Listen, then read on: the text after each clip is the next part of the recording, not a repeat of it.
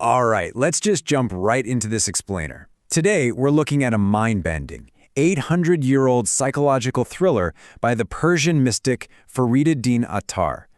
Trust me, this is one of those stories that completely flips how you look at your modern life, our endless hustle, and that constant, gnawing search for meaning. So let me ask you something directly.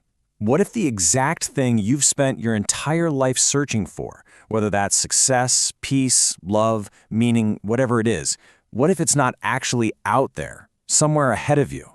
What if it's been right there with you the whole time? Look, we're basically living through a modern epidemic of chasing fulfillment through all these external channels, right?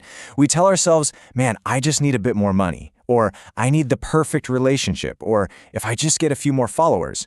We literally buy stack after stack of self-help books. But what if the biggest obstacle between you and what you want isn't the world around you at all? What if the biggest obstacle is actually the version of you that's doing all the searching? Section 1, Apothecary of the Soul, From Physical to Psychological Healing. To really wrap our heads around this radical idea, we've got to cross a metaphorical bridge all the way back to the 12th century Persian world to meet Farid al-Din Muhammad Attar. Born around 1145 near Nishapur, he actually worked as a highly skilled apothecary. I mean, the name Attar itself literally connects to being a perfumer or pharmacist. And sure, exact historical details of his life are a little fuzzy, but the absolute massive influence of his teachings, undeniable. We're talking about a guy who spent his days dispensing physical medicines, but somehow became world-renowned for handing out medicine for the soul. And his core insight is just astonishingly relevant today. He realized that an external journey absolutely cannot substitute for an internal one. Think about it. You can upgrade your house without upgrading your mind one bit. You can rack up thousands of followers and gain zero self-knowledge. You could become incredibly wealthy and still be totally psychologically poor.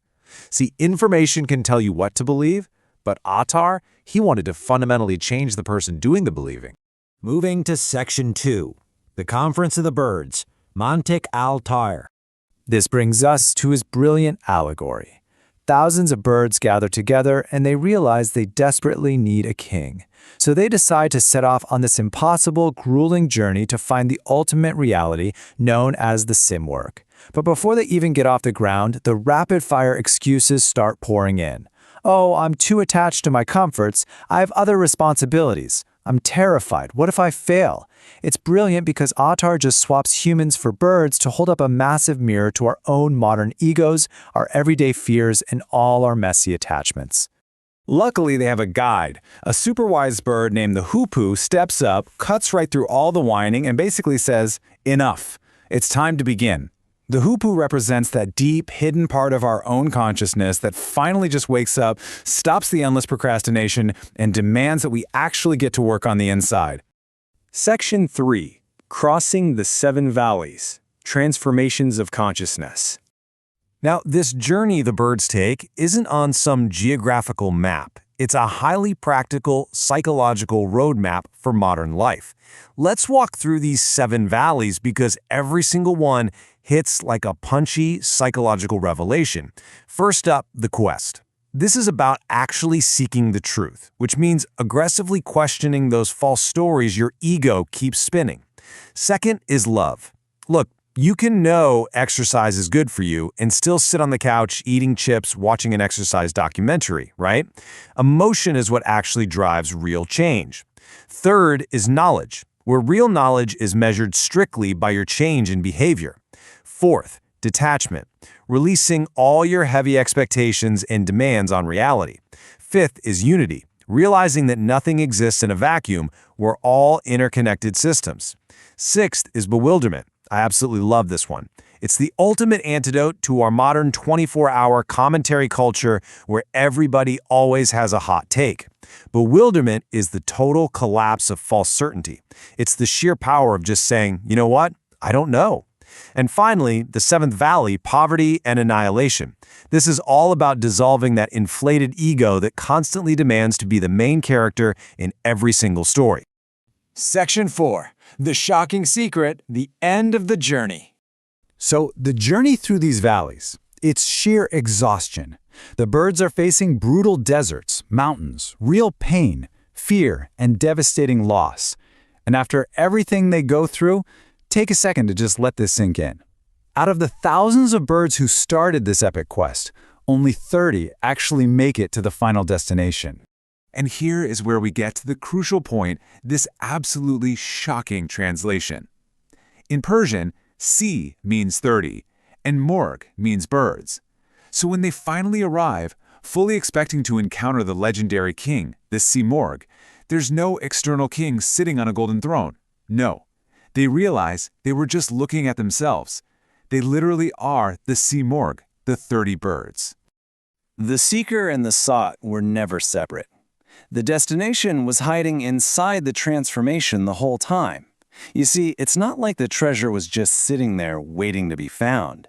Instead, this grueling, painful journey outward completely rewired the seekers.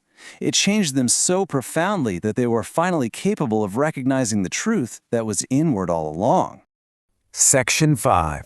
Attar's Legacy. Before Rumi. This profound way of teaching, using stories, paradoxes, and poetry, became a massive influence on Persian mystical literature. It even directly inspired the legendary poet Rumi. Long before Rumi was penning masterpieces, Attar was laying the entire foundation. And he was way more than just a one-hit wonder. Beyond his famous poem, his entire body of work, books like the Book of Secrets and the Book of Affliction, they all hammer home one huge primary concern. He honestly couldn't care less about how people looked outwardly spiritual. He was completely obsessed with how ordinary, everyday humans can undergo real internal transformation. Section 6. The Attar Mindset. Philosophy for a Tuesday Morning. Because let's be totally honest here, high-level intellectual philosophy is completely useless if it doesn't actually change how you live on a random Tuesday morning, right? So let's compress Attar's worldview into a rapid-fire 5-step strategy you can use today. Step 1. Identify your Simurgh. What are you constantly chasing right now? Is it money? Approval? Status? Actually write it down. Step 2. Find your bird. What's the internal excuse stopping you from starting the real work? Is it fear? Maybe procrastination? Perfectionism? Step 3. Turn experience into self-knowledge. Basically, use your hardships as a mirror. If someone insults you, don't just rant about how terrible they are. Stop and ask yourself why their words actually got under your skin so much. Step 4. Practice detachment. Just let go of one unnecessary attachment every single day. Stop grabbing your phone the second you wake up, or stop responding to every little provocation. And Step 5. Return to the world differently. This is where ancient contemplation perfectly meets modern psychology. Look, if your meditation makes you feel peaceful for 20 minutes, but you're unbearable for the rest of the day, you need a software update. You have to test your transformation out in normal, everyday life. Notice how quickly you forgive, how you handle your money, how easily you admit when you're wrong. That is what true freedom actually looks like. So I want to leave you with one final profound question to think about. Who must I become to understand what I am truly seeking? Because that current confusion you're feeling, your heartbreak, or even your loneliness, those might just be the exact tools transforming you into someone who's finally capable of seeing the truth. If this explainer made you look at your own journey a little differently, definitely don't keep it to yourself. Share this explainer with someone who really needs to hear it today. Drop a comment below letting us know which of those 7 valleys you feel like you're crossing right now, and be sure to check the description for a link to download a free ebook to keep your journey going. Because at the end of the day, sometimes the greatest journey isn't across the world, it's across yourself.